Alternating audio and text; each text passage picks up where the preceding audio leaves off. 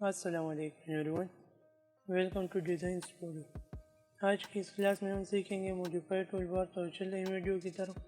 अगर चैनल को सब्सक्राइब नहीं किया तो चैनल को सब्सक्राइब करें, बेल आइकन के बटन को प्रेस करें ताकि आने वाली हर वीडियो आप तक पहुंच सके। तो सिंपली मॉडिफाइड टूलबार में हमारे पास कमांड्स थोड़े ज़्यादा हैं, तो एक क्लास में कवर नहीं हो पाएगा, तो कोशिश करेंगे कि 2 क्लासेस में कवर कर लें। तो चलते हैं।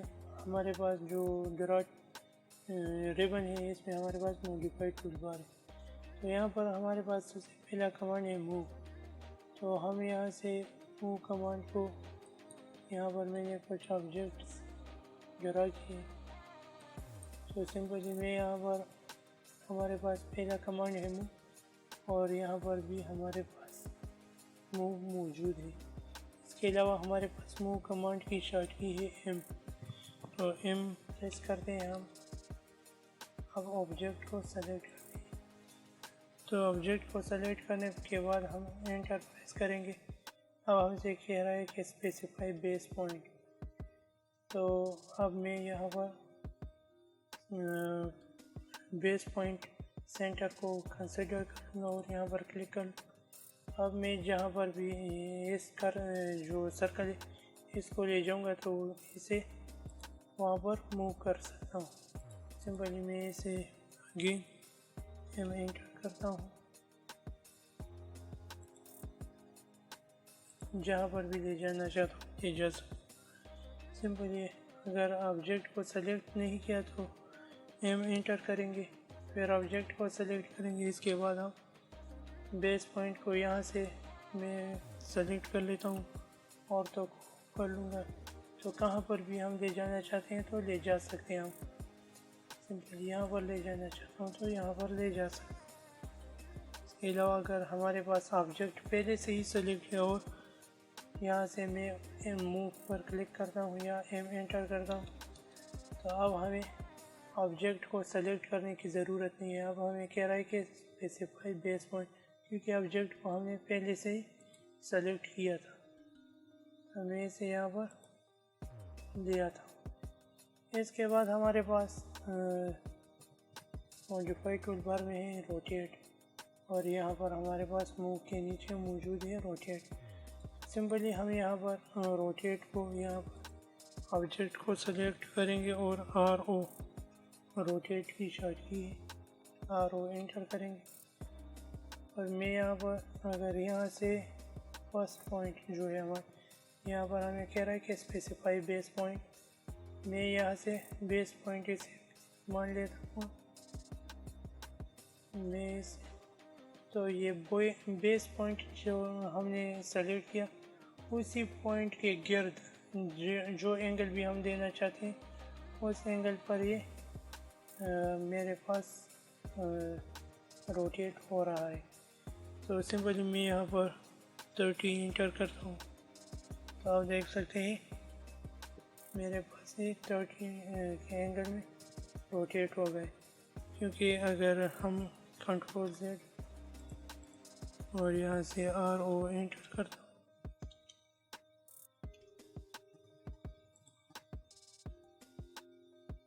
तो ये किस वजह से नीचे की तरफ चला गया, क्योंकि मेरे पास जो था वो एंटी क्लॉकवाइज हमारे पास रोटेशन चल रही है। तो सिंपली मैं अगर -30 एंटर करूँगा तो आप देख सकते हैं ऊपर की तरफ हमारे पास ये जो लाइन था वो रोटेट हो।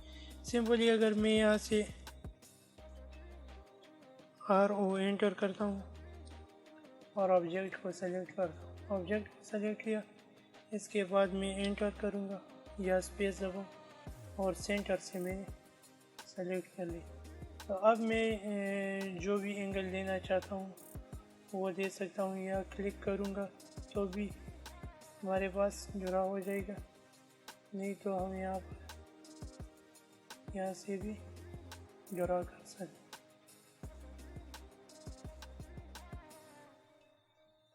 मैं यहाँ पर 0 एंटर करता हूँ तो हमारे पास, क्योंकि 0 पर हमारे पास ये लाइन हम स्ट्रेट कर लें, पहले RO एंटर कर लें और यहाँ से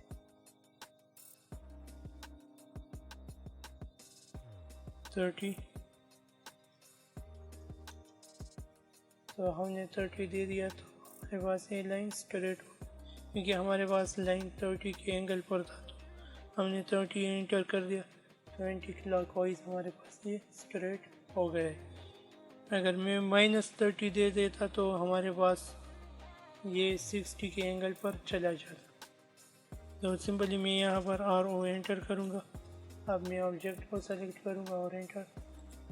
अब आप देख सकते हैं मैं यहाँ पर 90 एंटर करता हूँ तो आप देख सकते हैं हमारे पास लाइन स्ट्रेट हो गए। इसके बाद हमारे पास यहाँ पर मौजूद है ट्रिम। तो ट्रिम कमांड के लिए हम सिंपली यहाँ से भी सेलेक्ट कर सकते हैं और यहाँ से भी सेलेक्ट कर सकते हैं। जैसे हम इसे यहाँ से सेलेक्ट कर लेंगे तो अब हम जो लाइन हम देंगे यहाँ से हमें क्या है, सेलेक्ट ऑब्जेक्ट। तो हम ऑब्जेक्ट को सेलेक्ट कर लेते हैं और अब हमें अगेन कह रहा है कि सेलेक्ट ऑब्जेक्ट्स। तो मैं यहाँ पर जैसे एंटर करता हूँ और अब जिस लाइन पर भी मैं फर्ज करें इस लाइन में सेलेक्ट करता हूँ तो आप देख सकते हैं मेरे पास लाइन से इस तरफ के जितने भी लाइन थे वो हमारे पास कट गए, डिलीट हो गए, यानी कि एरेज।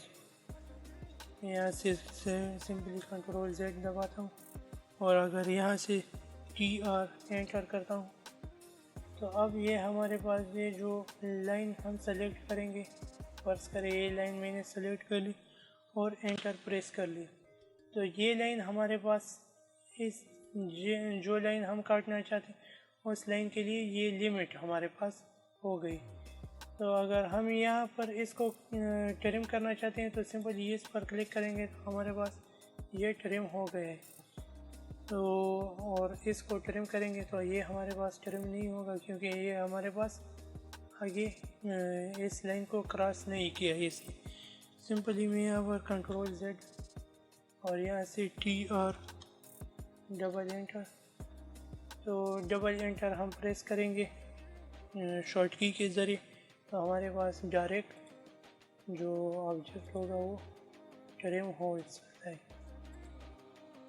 सिंपली ट्रिम हमारे पास वहाँ पर इस्तेमाल होता है जो लाइन कहाँ पर एक दूसरे को काट ले, यानी कि आप देख सकते हैं ये लाइन और ये लाइन आपस में इस एंगल ये पॉइंट जो है यहाँ पर कट रहे।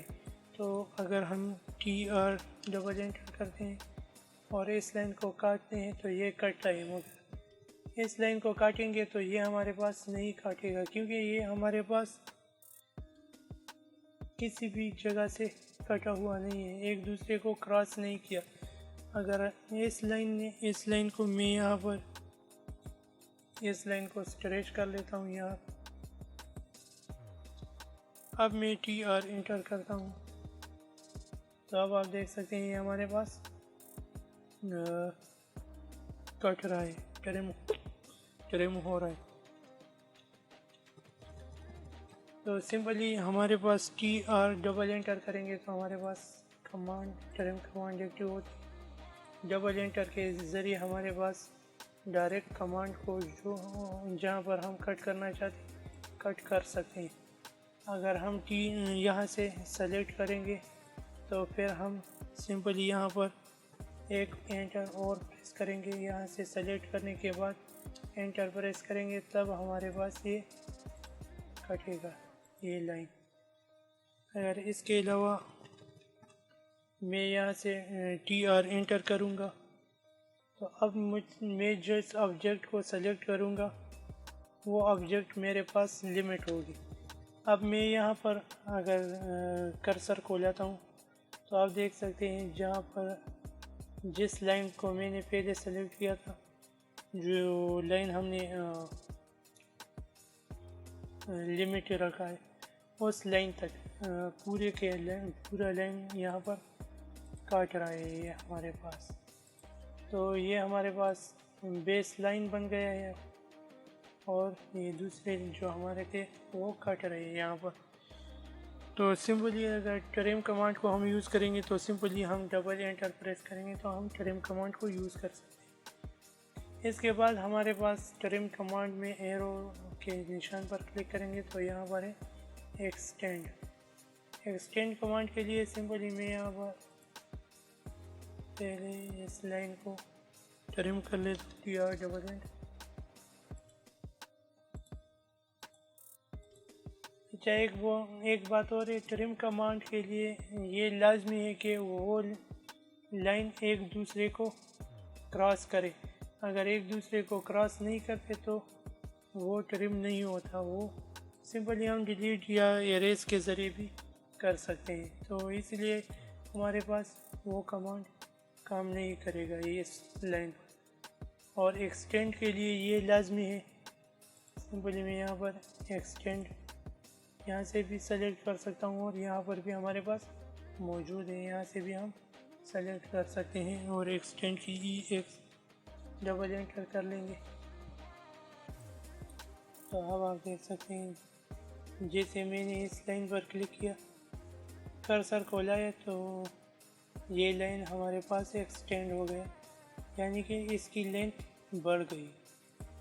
आप देख सकते हैं जितना मुझे आगे चाहिए उतना मैं क्लिक करूँगा। अब ये इससे आगे और नहीं बढ़ रहा क्योंकि इसके आगे यहाँ पर लाइन नहीं है, तो ये कहाँ तक आगे जाएगा। तो इसको पता नहीं कि अगर यहाँ पर हम लाइन ड्रा कर लें एल एंटर और यहाँ से अब इसको बाउंड्री मालूम है कि यहाँ इस लाइन को कि यहाँ कहाँ पर यानी कि कितने एरिया तक इसको लंबा होना है, यानी कि एक्सटेंड होना है। तो सिंपली अब इसको ये पता है कि इस लाइन तक इसे मज़ीद बढ़ना है, तो ये बढ़ रहा है, मगर अब इससे आगे और कोई लाइन नहीं है, तो ये हमारे पास मज़ीद नहीं बढ़ रहा है। सिंपली अब ये लाइन हमारे पास नज़र आ रहा है, तो अब आप देख सकते हैं ये लाइन मज़ीद एक्सटेंड हो रहा है। तो ये लाजमी है कि इस लाइन के जिस लाइन को हम एक्सटेंड करना चाहते हैं उस लाइन को हम उसके सामने एक लाइन होना लाजमी है, तो उसके सामने एक लाइन हो तभी वो एक्सटेंड होगी। TR डबल एंटर करते हैं, इसे रिमूव कर लिया। इसके अलावा हम अगर ट्रिम कमांड में है और शिफ्ट यानी कि मैं इसे कट कर लेता हूँ और शिफ्ट प्रेस किया है मैंने। अब हमारे पास ये जो कमांड है ये हमारे पास एक्सटेंड का काम कर रही है, और अगर शिफ्ट के बटन से मैं प्रेस नहीं करूँ तो उसको हटा दूँ, हमारे पास ये ट्रिम का काम कर रही है। और शिफ्ट को प्रेस करता हूँ तो ये हमारे पास एक्सटेंड का काम कर रही। इसी तरह अगर एक्सटेंड EX डबल एंटर करता हूँ, यहाँ से सिंपल EX डबल एंटर करता हूँ और शिफ्ट को होल्ड करता हूँ, तो ये हमारे पास ट्रिम कमांड का काम कर रही है। अगर मैं इससे शिफ्ट से हटा दूँ तो अब आप देख सकते हैं यहाँ पर एक्सटेंड का काम कर रही है। तो ये दोनों कमांड्स आपस में एक्सचेंज भी होती है शिफ्ट के ज़रिए। तो इसके अलावा अगर हम एक्सटेंड को यहाँ से इस लाइन में डिलीट कर लूँ और EX एंटर करता हूँ और इस लाइन को मैं लिमिट मान लेता हूँ और एंटर प्रेस करता हूँ। अब मैं इस लाइन को अगर एक्सटेंड करूँगा तो ये डायरेक्ट यहाँ तक एक्सटेंड होगा, आप देख सकते हैं। और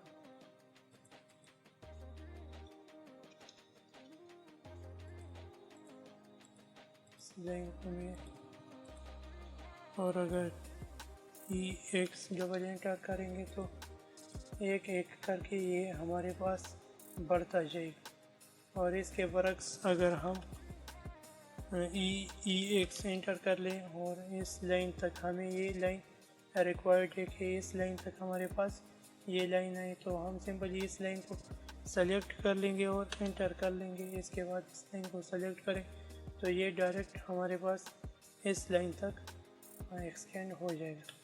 तो ये था हमारे पास एक्सटेंड कमांड। इसके बाद हमारे पास है एरेज। तो ट्रिम और एक्सटेंड के बाद हम एरेज कमांड को यूज़ कर सकते हैं। एरेज कमांड को हम यहाँ से भी यूज़ कर सकते हैं और यहाँ पर हमारे पास मौजूद है। तो एरेज कमांड की शॉर्ट की हमारे पास ई एंटर करेंगे और जिस ऑब्जेक्ट को हम सेलेक्ट करेंगे वो हमारे पास सेलेक्ट हो गए। अब हम इंटर प्रेस करेंगे तो वो हमारे पास रिमूव हो गए। Control Z. इसके बाद में ऑब्जेक्ट को सेलेक्ट कर लेता हूँ यहाँ से पेज और ई एंटर करता हूँ तो डायरेक्ट हमारे पास रिमूव हो गए। इसके अलावा हमारे पास अगर मैं सब ऑब्जेक्ट को सेलेक्ट कर लेता हूँ और डिलीट के बटन को प्रेस करता हूँ तो भी हमारे पास एरेज कमांड के ज़रिए हम अगर डिलीट के कमांड को भी, जो डिलीट का बटन उसको भी प्रेस कर लेते हैं तो भी हमारे पास जो ऑब्जेक्ट हो वो रिमूव हो जाते हैं। सिंपली मैं ऑब्जेक्ट को सेलेक्ट करता हूँ और डिलीट के बटन को प्रेस करता हूँ तो हमारे पास ऑब्जेक्ट रिमूव। इसके बाद हमारे पास है कॉपी। तो कॉपी कमांड हमारे पास यहाँ से भी हो सकते हैं और यहाँ पर भी रिबन में भी मौजूद है। कॉपी कमांड के लिए हम सिंपली ऑब्जेक्ट को सेलेक्ट कर लेते हैं। CO शॉर्ट की है हमारे पास, एंटर करेंगे। बेस पॉइंट को हम सेलेक्ट कर लेंगे और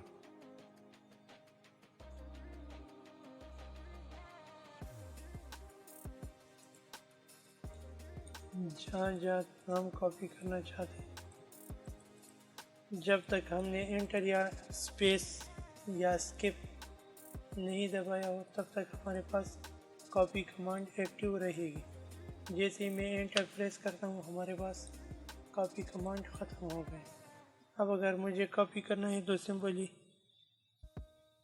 यहाँ पर मैं स्पेस या एंटर दबाऊँगा तो हमारे पास जो प्रीवियस कमांड होगा वो एक्टिव हो जाए।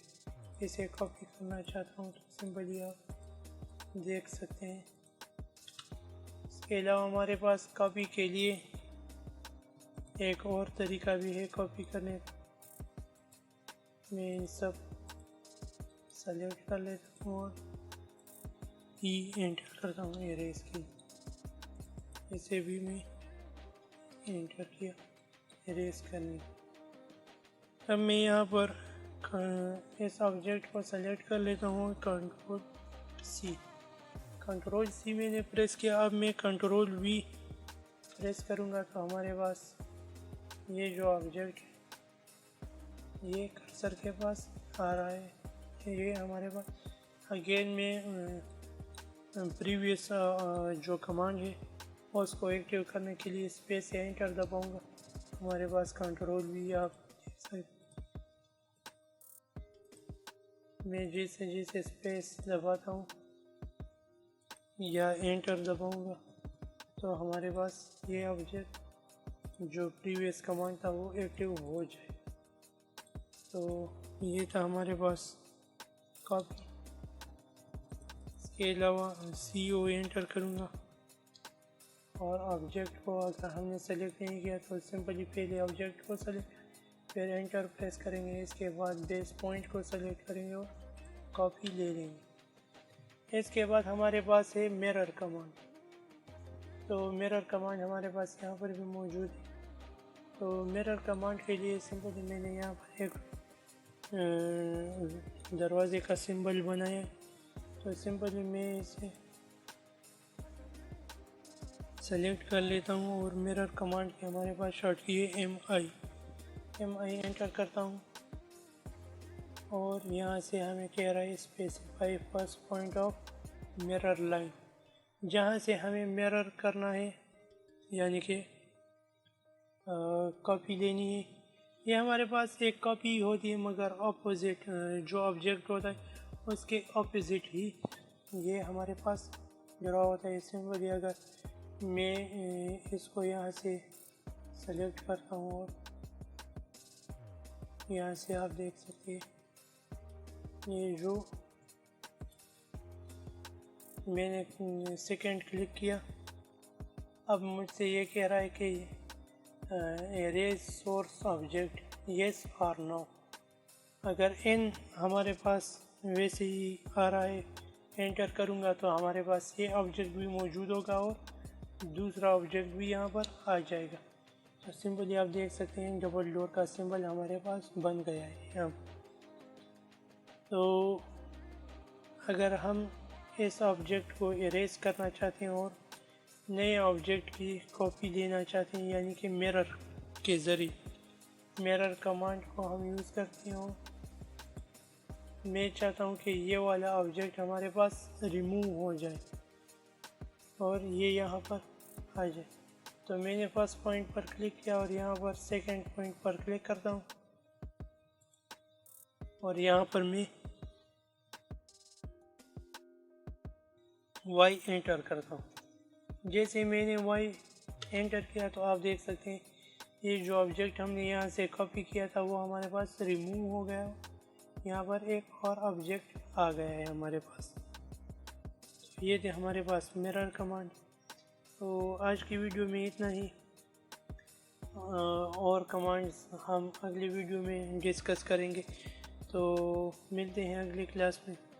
उम्मीद करता हूँ आपको इस क्लास से काफ़ी कुछ सीखने को मिला होगा। अगर कुछ भी सीखा हो तो वीडियो को लाइक करें, कमेंट्स करें एंड शेयर लाजमी करें। दोस्तों के साथ ज़्यादा से ज़्यादा शेयर करें ताकि उनको भी इन वीडियो से फ़ायदा पहुँच सके। तो मिलते हैं अगली वीडियो में, तब तक के लिए अल्लाह हाफ़िज़।